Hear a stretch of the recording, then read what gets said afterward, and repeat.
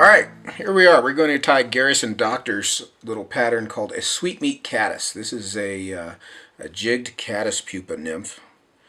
I'll give you a little peek at the finished product.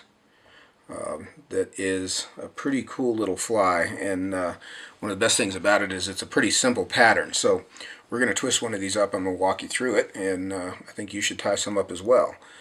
So I've got a 3mm slotted bead.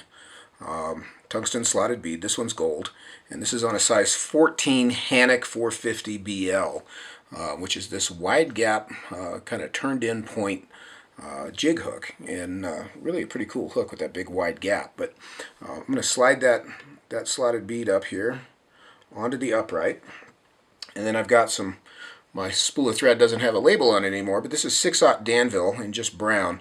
You know, the exact color of your thread's not going to make a huge difference here. It's barely going to show, but I'm going to start this thread just up behind that bead, and you can see I'll hold on to the tag end and build a little thread dam to wedge that bead up against the upright on the hook, and then I'll cut my tag end out. And the first thing I'll do is I'm going to try to make a nice smooth even thread base going back to the bend here. And then I'll come forward again, and again I want to try to keep this underbody smooth. This is a wire-bodied fly, so any wire-bodied fly, from a brassy to a copper john to this fly, you want to have as smooth an underbody as you can get, and that'll just make making the wraps for the finished fly body that much easier. So the body on this, the one I'm going to tie here, is golden olive UTC wire in small. So I've got a length of this wire. I'm going to straighten it out, and of course you can tie it in different colors. Garrison ties it in ginger and this golden olive color, but I've tied some in chartreuse and tan. Wire comes in a ton of colors. You can even go just to tractor colors as well, but you know, so use what you've got. But I'm going to take this piece of wire and I'm going to lay it in. I'll kind of show you a little trick here. You can see we've got our hook shank going horizontal and our thread coming up vertical. I'm going to lay this wire in sort of at an angle across the thread. So I'm coming from the thread across the bottom of the hook to catch it, and I'll just get a few turns on it, and then I'm going to draw that down. Try not to pull it out. Oh, like that. I know you wanted to see that again. A few turns on it. I'll take that tag end around my near side. I'm going to draw that down to length. And one of my issues that I'm having here is my background for the camera is a little sketchy, but it's also that I'm old and I can't see as good as I used to. So I'm going to wrap back over that piece of wire, and I've got it tied in along my near side of the hook. And I want to come all the way back to the end of that thread base and then forward again. Now I tie left-handed, so my thread doesn't twist much as I wrap it, but if I make enough wraps in a row, it will start to twist. So I want to occasionally stop and unwind it. But I want to build a bit of a taper here. You can see I'll just work back and forth, building a nice smooth taper. Now matching Garrison's pattern, this is a conventional taper, you know, skinnier at the back and fatter at the front. It's occurred to me that a caddis pupa is a little fatter at the back and skinnier at the front, so I've tied a few of them with that reverse taper as well, and those look cool. I'm not sure that it makes any difference, just, you know, that's just me being me. So once I've got that thread base built, I'm going to start to wrap this wire from the bend forward. And I want to make these wraps as tight and butted together as I can. And one of the tricks to doing this, as you can see, as I come over the hook, my wire is tilted toward the rear, and that allows the previous turn to act as a guide for the next turn and really butts those together tightly. I make the majority of the turn with my material hand here at the back of the vise and just use my thread hand here at the front to hand it off.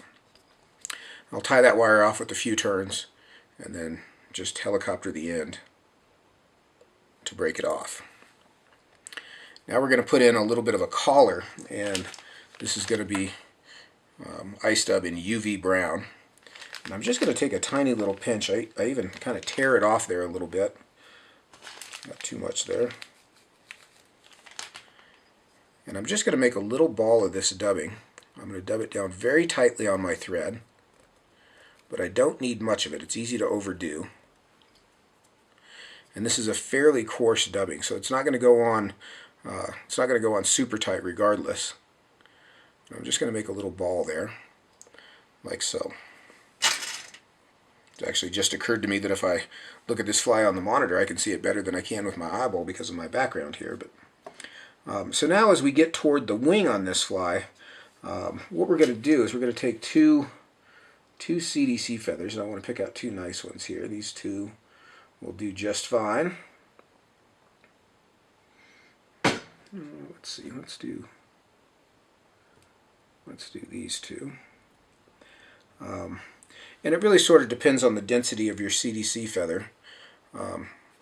These are a little sparse, but there's two of them. And what I want to do is just stack them on top of each other. And then I'm going to create a separation point. And by that I mean I'm just going to kind of draw some of the fibers down on both sides of the stem, just treating it as one unit. And I'm going to come in and cut the center stem out there so that I'm just left with a V. And I want to clump that V up into a bundle. And you can see it kind of comes out ragged. You can kind of square it up a little bit. It comes out a little bit ragged, which is the whole idea. We don't want it perfectly square cut. So I'm going to take this clump of CDC, and we want to tie this in sort of like a beard, but really more like almost like a comparadun wing across the bottom of the hook. What I don't want to do is just end up with a straight little kind of bonefish fly wing looking kind of thing. But I want to measure this just about the length of the hook. I'm going to set it in along my far side and hold it in place. And then I'm going to use my thread to pull it to the bottom. You see how I can let that rotate down? And I can even manually distribute that across the bottom half of the hook so that we've got that little fan look. I'm going to pull that CDC down, those butt ends, and trim those off just as close as I can get them. You can see how I expertly hold my thread out of the way so I don't cut it. I don't always do that, but I felt like that was a good idea today. I'll sweep that back and then just bury those butts under a few turns of thread. And you can see that we've got that across the bottom half of the hook. And you could even use your thread, if you've got a bald spot. I don't know that I do necessarily, but you can see how I can push that thread wrap back a bit and distribute that even more. So we've got a nice even spread across the bottom half of the hook. But the top is still going to remain clear. And the idea on that's from Garrison. He likes that bottom. This hook obviously is going to drift upside down. So he wants the bottom exposed so the fish get a good solid view of that. Now we're going to put in a couple of antennae. And for the antenna we're just going to use mallard flank. And I'm going to take 4 fibers. I imagine 6 would work fine too. But I want 4 nice fibers here. Let's see if I can get a hold of 4.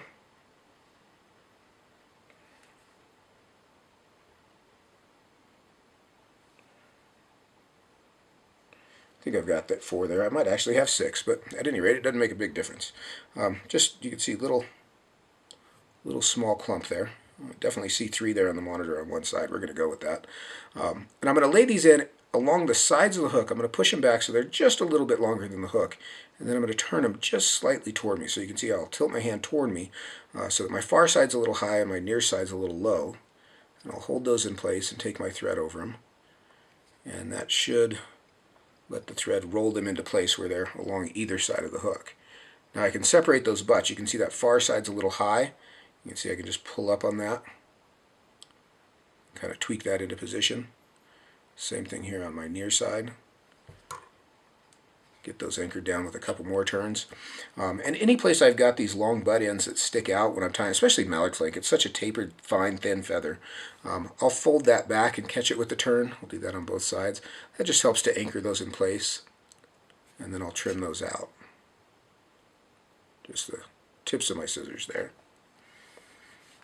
And then our last step is we're going to take just a little pinch of Peacock Ice Dub. Ice Dub Peacock. And you could use Peacock Black, you could use any variety of darker colors. You could even use that same UV brown dubbing. And I'm going to take a little clump of this and I'm going to dub this on. And this you can overdo just a little bit. We're going to pick this out all said and done on the finished product. So when I pick the dubbing out, I always want to apply it just a little bit heavier. We're going to go in with a piece of Velcro and just sort of shag this up. And if we put on exactly the right amount and then pick some out, we won't have enough. So I want to use a bit more than you think is necessary. I'll build that up a bit. And then as I run out of dubbing right up behind the bead, I'll come in and whip finish there. And you can see that dubbing goes on pretty shaggy. That was on purpose. We'll trim that thread out. And then I'm going to hunt up my piece of Velcro here. And this is just the hook side of a strip of Velcro. I'm going to take this and use it to sweep that dubbing back and sort of pick it out and create a veil around the head of the fly. I've got my near side looking real good. And you can see how a lot of that dubbing will come out. That's why we overdubbed it, obviously. This little strip you can kind of use to shoe shine in the gap of the hook a bit to get that extra dubbing loose. Get that loosened up, and you can see how buggy that fly comes out. That's a really good looking collar on that. Got a couple of chopped fibers here. Of course, you could use a bodkin or a dubbing brush for that, but that Velcro seems to work really well for it. But just a nice little nondescript, simple little pattern. That's one of the coolest things about this fly. It's super easy to tie. You know, just in sort of warming up for the article in this video, I've tied, I don't know, a couple dozen of them maybe, but they sure go by fast, and you can perfect it pretty quickly. But you know, obviously a great summertime caddis hatch pattern. But one of the things that Garrison and I talked about in the interview that I did with him is that he fishes this sort of as an attractor, you know, all summer long. And you know, when he said that, that makes perfect sense to me. I fished a variety of different caddis pupa patterns in that same way over the years, and I think what it stems from, the reason they work so well, is caddis hatch so often during the summer that the fish are very used to seeing a caddis pupa. It's not just during caddis hatches. I think there's some kind of flitting around at any given time, so it's something that they're pretty used to seeing, and that they you know, recognize as a food source fairly quickly. But that's a good way to think of this. Don't think of it. Don't just pigeonhole it into one little box where you're only going to fish it during caddis hatch periods. This is a good attractor, kind of general bug all summer long. And that is Garrison's Sweetmeat Caddis. Again, super simple, deadly effective. These jig nymphs are coming on strong with good reason. They don't snag up on the bottom near as much as conventional hooks. They tend to hook fish right square in the snout, which is a really good spot to hook them. Less damage to the fish and very easy to steer them around, and they tend not to come out. And they just sink like a bomb. That configuration of the bead being the low point really lets these flies sink and stay down where they need to. So I like this on a dry dropper rig. Garrison likes it on a sort of Euro rig with other droppers up the leader, or even just as a single. But you really can't go wrong even under an indicator. This fly will do the job, no doubt about it. Just tie it onto a tag and fish it that way. But dry dropper is probably my favorite way to do this under a you know, either a fairly large bushy caddis dry or a small chubby or fat Angie. But that's the bug, the Sweetmeat Caddis from Garrison Doctor of Rep Your Water. If you haven't checked out his site, please do. It's repyourwater.com. He's got some incredible artwork, just an amazingly talented artist, and I think you'll really enjoy that too, and it makes sense when you see his bugs, where that artistic ability comes from. So I hope you enjoyed watching. Thanks for tuning in, and there's always more coming. I'm Charlie Craven. Take care.